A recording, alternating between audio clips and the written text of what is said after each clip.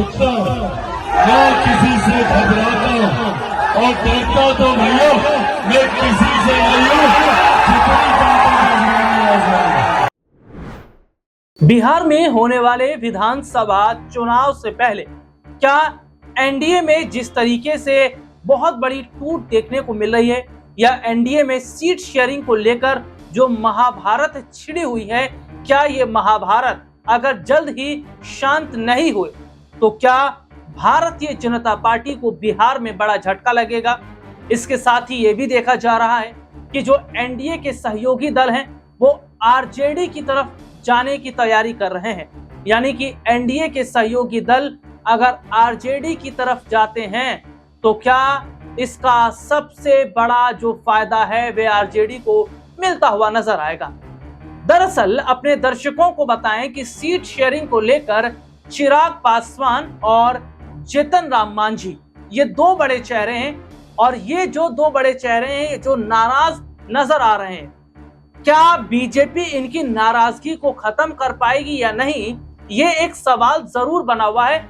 लेकिन पहला सवाल ये बन जाता है कि क्या सीट शेयरिंग को लेकर अगर बात नहीं बन पाती है और बीजेपी इनकी शर्तों को नहीं मानती है तो क्या चिराग पासवान, जीतन राम मांझी क्या साथ छोड़ देंगे एनडीए का?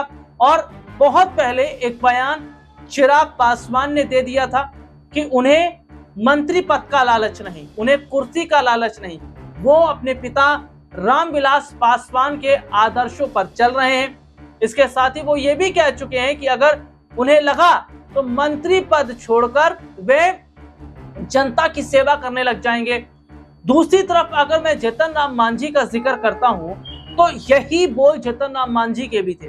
जीतन राम मांझी ने भी ये कहा कि भारतीय जनता पार्टी जो खेल हमारे साथ खेलने की कोशिश कर रही है या हमें जिस तरीके से बेवकूफ बनाने की कोशिश कर रही है, इसमें वो कामयाब नहीं होगी। क्योंकि देखिए, मांझी को ना झारखंड में एक सीट दी गई, ना दिल्ली में एक सीट दी गई, और तो और ये तक देखा जा रहा है कि जो तस्वीरें इस वक्त की दिखाई दी हैं वो भी ये साफ तौर पर बताती हैं कि क्या जो माहौल इस वक्त का है, जो स्थिति इस वक्त की है, वो ये साफ तौर पर बताती है कि बहुत बड़ा जो नुकसान है वो एनडीए को हो सकता है अगर चिराग और मांझी अगर साथ छोड़ देते हैं एनडीए का। लेकिन चिराग पासवान ने एक बयान दिया था जिसमें उन्होंने कहा था कि वे अपने पिता के आदर्शों पर चल रहे हैं। तो क्या अब वो वक्त आ गया है कि एनडीए में अगर बात नहीं बनती है सीटों को लेकर तो वे आरजेडी की तरफ जाएं? चिराग क्या कह रहे हैं, देखिए। खून का एक एक कतरा आप लोगों से मैं निछावर करूंगा, ये वादा आप लोगों से करके जाता हूं। साथियों, पूर्व में भी कई बड़ी बड़ी ताकतों ने प्रयास किया कि कैसे बिहारी फौज की सोच को कमजोर किया जाए। बड़ी बड़ी शक्तियों ने ताकत लगाई, जोर लगा दिया चिराग पासवान को समाप्त करने के लिए, चिराग पासवान को खत्म करने के लिए। पर जो लोग चिराग पासवान को खत्म करना चाहते हैं वो लोग ये भूल जाते हैं कि चिराग पासवान शेर का बेटा है।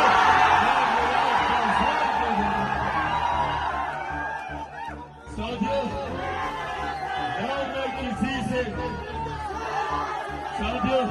ना मैं किसी के आगे झुकता, ना किसी से घबराता, और डरता तो भैया मैं किसी से नहीं हूँ, जितनी बातें। तो देखा आपने चिराग पासवान ने क्या कुछ कहा।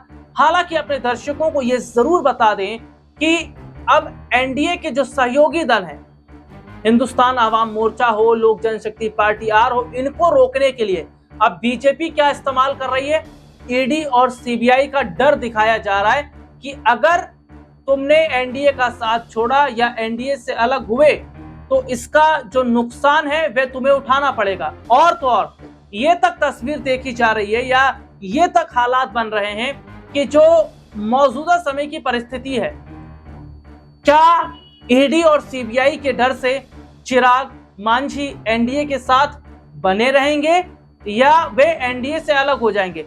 देखिए, गौर कीजिएगा कि जो अभी हाल ही में जो होली का त्योहार मनाया गया, उसमें चिराग पासवान ने शुभकामनाएं जो दी वो लालू परिवार को भी दी। यानी कि वो लालू परिवार को बिना शुभकामनाएं देना वे भूले नहीं, और उन्होंने ये तक कह दिया कि जो राबड़ी देवी है वे उनकी मां जैसी हैं। तो यहाँ पर देखा जा रहा है कि चिराग पासवान ने अपने लिए एक अलग जो रास्ता है वो खोल लिया है। यानी कि चिराग बहुत पहले से इस बात को मानते हैं और इस बात को समझते हैं कि बीजेपी शायद उन्हें गोल मोल घुमाने की कोशिश कर रही है, यानी कि जलेबी की तरह उन्हें घुमाने की कोशिश कर रही है। और चिराग पासवान इस बात को समझते भी हैं कि बीजेपी उनके साथ खेल कर सकती है। यही वजह है कि चिराग ने अपने लिए दूसरा दरवाजा खोला। लेकिन आप एक चीज ये भी देखिए कि क्या बीजेपी के पास जो हथियार है, ईडी, सीबीआई, ये जो सरकारी एजेंसी, क्या बीजेपी इसका गलत इस्तेमाल नहीं करती? क्योंकि जब जब चुनाव आता है तब तब फाइलें खोलनी शुरू कर दी जाती हैं। उस चुनाव खत्म हो जाता है तो उसके बाद फाइलें बंद हो जाती है। जरा झारखंड की अगर मैं बात कर लूं तो झारखंड में जब विधानसभा चुनाव थे तो किस तरीके से हेमंत सोरेन के खिलाफ लगातार काम हो रहा था, लगातार छापे मारे जा रहे थे, लगातार पूछताछ हेमंत सोरेन के विधायकों से हो रही थी, हेमंत सोरेन के पीए से पूछताछ हो रही थी। हेमंत सोरेन तो जेल होकर भी आए। और ये सब कब हुआ? जब चुनाव का वक्त था। चुनाव हो गया, नतीजे आ गए। आज आप देख लीजिए झारखंड में कितनी बार हेमंत सोरेन जेल में गए हैं या कितनी बार जेएमएम के विधायकों से पूछताछ की। तो ये बीजेपी की जो पॉलिसी है, इस पॉलिसी का विरोध विपक्ष हमेशा से करता है। और तो और ये तक देखा जा रहा है कि जो हालात इस वक्त हैं वो ये साफ तौर पर बताते हैं कि क्या जो मौजूदा समय की स्थिति है उससे एक बात तो ये मालूम पड़ ही जाती है, एक बात तो ये साफ हो ही जाती है कि जो परिस्थितियां हैं वो बीजेपी के लिए ठीक नहीं है, अनुकूल नहीं है। क्योंकि बिहार के विधानसभा चुनाव से पहले जिस बड़ी मुश्किल में भारतीय जनता पार्टी इस वक्त फंसी हुई है और जो सीट शेयरिंग का मसला है वो बड़ी बात तो है, इसके साथ ही यहाँ पर बीजेपी के लिए करो और मरो की स्थिति है। क्योंकि बिहार में तेजस्वी यादव की बहार है और जिस तरीके से तेजस्वी यादव ने लगातार बिहार में जो कई योजनाएं लाने की बात कही है, चाहे वो मैया योजना हो या फिर युवाओं को रोजगार से जोड़ने की बात हो, वृद्धों की पेंशन से बात हो या स्कूल कॉलेजों की बात हो, तमाम जो वायदे उन्होंने किए, इसका असर बिहार में दिख रहा है। और यही तो वजह है कि नीतीश कैबिनेट में जो बड़े बदलाव किए उसमें बीजेपी के विधायकों को जगह दी। तो यहाँ पर एक बात तो साफ हो जाती है कि बिहार के अंदर बीजेपी क्या कर रही है। बीजेपी सबसे बड़ा खेल तो खेल रही है नीतीश कुमार के साथ। यानी कि वो ये चाह रही है कि नीतीश कुमार का जो ग्राफ है वे बिहार के अंदर लगातार गिरता चला जाए। यानी कि बिहार में लगातार जो नीतीश कुमार हैं उनकी छवि खराब हो। क्योंकि बिहार में चाहे कानून व्यवस्था का मुद्दा हो, चाहे सुरक्षा का मुद्दा हो, चाहे इससे जुड़े तमाम बड़े मसले हों, इन मसलों में क्या देखा जा रहा है कि इन मसलों में एक चीज है कि इन मसलों में नीतीश को घेरा जा रहा है। और जब नीतीश से सवाल होता है तो जो बीजेपी के डिप्टी सीएम है वे चुप रहते हैं, बीजेपी के विधायक चुप रहते हैं। और प्रशांत किशोर हो या तेजस्वी यादव ये बात तो पहले कह चुके कि नीतीश लड़ किससे रहे हैं। नीतीश तो अपनों से लड़ाई लड़ रहे हैं। यानी कि नीतीश की जो लड़ाई है वे बीजेपी के साथ है और बीजेपी ही तो चाह रही है कि नीतीश कुमार की छवि को खराब कर दिया जाए। तो ऐसे में क्या बीजेपी ही चाह रही है नीतीश कुमार की छवि को खराब करना? और क्या नीतीश की छवि अगर खराब होती है और नुकसान होता है नीतीश कुमार को, तो क्या वाकई फिर नीतीश कुमार का राजनीतिक जो करियर है वो भी कहीं ना कहीं ढुलमुलाता नजर आएगा? देखिए, सबसे बड़ी बात यह भी है कि इसमें एक चीज ये भी देखी जा रही है कि जो नीतीश कुमार हैं वो इस बात को समझ रहे हैं कि बीजेपी ने उनको फंसा लिया है, लेकिन उन्हें ईडी सीबीआई का डर भी सता रहा है। हालांकि एक चीज है कि नीतीश कुमार का जो मानसिक संतुलन खराब हुआ है या स्वास्थ्य खराब हुआ है, ये क्या नैरेटिव सेट किया जा रहा है, ऐसा है भी या नहीं, क्योंकि नीतीश ये बात कहते हैं कि ये लोग तो हमारे खिलाफ ऐसा मुहिम चला रहे हैं, तो मुहिम तो भारतीय जनता पार्टी भी चला रही है।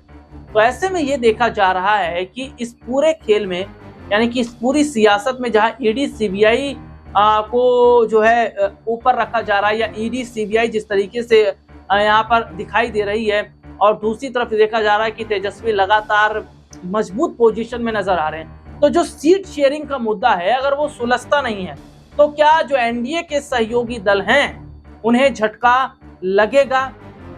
एनडीए के सहयोगी दल क्या आरजेडी के साथ जाएंगे, और मांझी चिराग पासवान जैसे बड़े चेहरे मंत्री पद छोड़कर अगर आरजेडी की तरफ जाते तो उसका बड़ा फायदा मिलेगा आरजेडी। इस मुद्दे पर आपकी क्या राय है कमेंट करके जरूर बताएं। फिलहाल आज के इस प्रोग्राम में इतना ही, आपसे फिर दोबारा मुलाकात होगी, तब तक के लिए इजाजत दीजिए, नमस्कार।